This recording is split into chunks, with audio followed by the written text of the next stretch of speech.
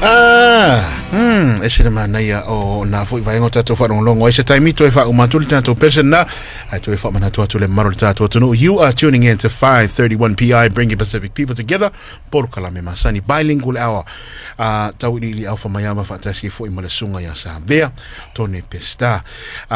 This time right now, ai le tato malo fa lo ngia le wo lungo le tato por Kalame joining us in studio. Sa vea te malo le wa ta vea ngini. Ja, malo le ne fia fa talo fa foto fa le fa fong tapo mal tato atunu o le o tato fa ta se ne male to fa ia le pai to fa ilua fa fong mal tato atunu i moto foi malawa langa ti le upenga ta fa ilangi tu fa langi o mo me tato fa salang ia to fa le ia le pai to fa ilua ile to fa ilu se tato tamali o tato atunu wai longa ile tautua le ngata pese fa pese le ngata le tu stala se tato o li fa ya onga sa fa ya onga ile kulisi le fifi ia ma wala wi lolan tautu ala musika pa ia maulunga wala fio fui mal malama ia fio fo tu sani le mamalu ile le atedi ifainga ia le vai fot fala oto wal pa ia maulunga ile malu mal mamia mlo la falento esse ia ai pa ia fo i le su o soli mal malu ia ile pa ia sale ali ia mal malu ia to sa tu vai lu ia fa talo fatu le tlinga to vai lua ia anga fio te Patalo fatoi le sunga tawili. Mate leo le ofisa malu, ya. Patalo fatfo i le tofa leo fo, ya o le sunga savea. Malo se fo manuia, fi patalo fatfo i le fa fong mai so tato atunu pele sa mo talofa. Malo se fo. Ya, ele tato tale me fa solo tu sai mal tato Paul Kalame. O le pese le o faisina la wilo la wa ilunga al Facebook, le pese le fusia. Ya ele leila u fa mtalaina ile le ngana fa ngofie e fa mtalaina po le afo ile mafu anga na afu ai ya ba o faisina leva po msala u lata se fruta usanga tano le to e pu ese siti ala sunga ai le ifa yese tala ale sunga ele pai jo failua. We just want to introduce him to our audience. Joe Failu has been a recording artist for many years, and he's actually one of the stalwart of Samoan music for a very long time. I prefer peo laite maalo e mai mo mai fa foto out there o te tonu Europa le ngata i leo le sa tu tonu. So that is who he is today. Back to the question, my friend. Thank you for the question. Thank you for the coming. Ya ole fafsili ole ngole pese ole fusia. Ya o se ngopu pu ai faisina te le mo winga ole fe au. Ya salo la fa pupu o tu se tala ile wingo le pese ai pe o le pese na mafua ila ua mori mau mala o va ai e tono le ai tu so lo woto no tono le ai ma fo fo i mi foto atu fatasi ai mole o ngali au le yelu ese mal fale kisi fushi ama na fo i fushi kisi Pisi routine masang ya le. Ya so mas popo fo.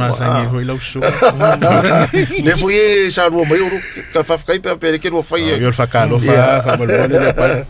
Ai ila o mai tau te mine o te le swing. O se ai ono te lo fa na o mo mai. O le o ko se asa. Ne ko mo me ngal manga va mai ya wa mana mai. Ile ko se fusi. Le se kis. Aole no fuangala le o te anga ile pese. Le kale sia. O inaite mau ile este to mau le vaanga le. Fusi ane ile fusi angele I fusi. Ai le fusi el fale. Fusi lo winga kongwanga le ngo. Ke manga ko fa fo in media. O ke pretend for le mo ka ke fusi lo ko pa fer fangi shonga ile. Ai o me falem ko fa nga ya. Kusolenga kongwanga le pese mal fafsidi. Ole matua ilo loto la wala famatalanga, and you know what, you're absolutely right. So we're just talking about the fact that this song is based on pretending. You know, most couples, marriage are going through very difficult stages. So you know, the traditional showing of love, be what mo watu. Yeah. But when you go to public places, you know, God's favorite. We're the best. Ayo fale kalungo ko. Lan menga uminga ba fusima. Nice. O tau masalo mia le fusi jo. Ele ai. Tu se le ta tou yo la ufasalau, ma la tu si ma la ma le au pepese e kele issues fo ye ka ke manga o te tano ai ai ke baba ai la po le issue ke lo le nga ka afia oi afia oh my ka ngaka afa pena e ke kala ngol issue nga ai afa ngai se nga po se lo to papa e fe ag lo winga ke lo ngai lo winga la afia me tato ale pai ona le mafuanga tunu ben fena e fa mana tato tunu why it took so long for you since your last recording right or somewhere along there I mean because the man tuanga te mina na e mai lola ia u fatunga it was all over Samoa telefo yo uso ia au la kapia tato malanga mamau e peila vo to pespesenga na o mai lato and then we never heard from you faftai tau lili ole tolu tau sanga na pu e mai ele ngalwenga le lumai peita ia e tati tilo le marketi mo temi ole tale ni voi le ole pesi ai au no le iso to leo po ele se tau sanga tapula ele pe tamtalo ingo fa alongo ko kele mai le sa music ko post la kikilo se i ele le fia nga la le tunu fi fa ngolong ai le anga le fa pe ki nga kali sa ole ai ki nga ngalengo ko post la kikia si lela ka ngu mengo mafofo ya le anga ko wakwal pesene kas ia o ke fa kai le ngor positive comments ye sa le van fi fa ngolong le van fi ya fa kai le ko le van ngoma la le wo ko sao ke langor ke sao ngo sao like that ola se fu nga malumanai are we going to continue from here on or the pese need a one off po o se pese e fa pipi se li ping your sound wo umole full album to lili ai ole fa fengta termine ole tu langa vo yo lockdown mo le fa ma ia sa ia la nga to sanga ni to ta miloi ia ai peta ia on mena wala na mai fa full pese letas tau tali ai le lipine le la sau am salo ole latter fai unga tau sanga nei pe ke le fa ma i tau le ko kafi no nei sa me la so e se fa mo fie po in se at ti fanga i lungo pesele nice question ole manel fa fsili la ti fanga ai se i tau va ai popula le respond na tanga tele ele pesele o ma fo i so o ina pesele ona i ma na ir fe aule o se fai polar te unga pe se ame ale na tato e to fusia